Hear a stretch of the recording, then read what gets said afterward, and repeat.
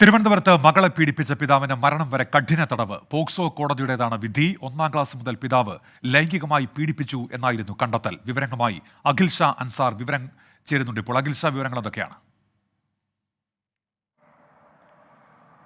Unmesh, Thiruvananthapuram POCSO കോടതിയാണ് നിലവിൽ ഇത്തരത്തിലൊരു വിധി പുറപ്പെടുവിച്ചിട്ടുള്ളത്. അതായത് മരണം വരെ 37 വയസ്സുള്ള പിതാവിന് മരണം വരെ കഠിന തടവും അതോടൊപ്പം തന്നെ 50,000 രൂപ പിഴയും പോക്സോ കോടതി നിലവിൽ വിധിച്ചിട്ടുണ്ട്. ഈ കുട്ടിയുടെ 1.5 വയസ്സുള്ളപ്പോൾ അമ്മ മരിച്ചിരുന്നു. അതിന് പിന്നാലെ ഈ കുട്ടി 1-ാം ക്ലാസ്സിലായപ്പോൾ മുതൽ ഈ അച്ഛൻ പീഡിപ്പിക്കുകയായിരുന്നു എന്നുള്ളതാണ് നിലവിൽ പോലീസിന്റെ കണ്ടെത്തൽ. അതിന് പിന്നാലെ ഈ കുട്ടി ഇത് സഹിക്കവയ്യാതെ ആയപ്പോഴാണ് ക്ലാസ് ടീച്ചറിനോട് ഈ വിഷയം പറയുന്നത്. അതിന് പിന്നാലെയാണ് ഈ സംഭവത്തിൽ കേസ് എടുക്കുകയും കുട്ടിയെ ജുവനൈൽ ഹോമിലേക്ക് മാറ്റുകയും ചെയ്തത്. എന്തായാലും ഈ കേസ് രജിസ്റ്റർ ചെയ്ത് 1 വർഷത്തിനകം തന്നെ ഇതിൽ വിധിയായിരിക്കുന്നു എന്നുള്ളതാണ് ഏറ്റവും പ്രധാനപ്പെട്ട കാര്യം. ഉന്മേഷ്, അഖിൽ ഷാ അൻസാറാണ് വിവരങ്ങൾ നൽകിയത് തിരുവനന്തപുരത്ത് നിന്ന്.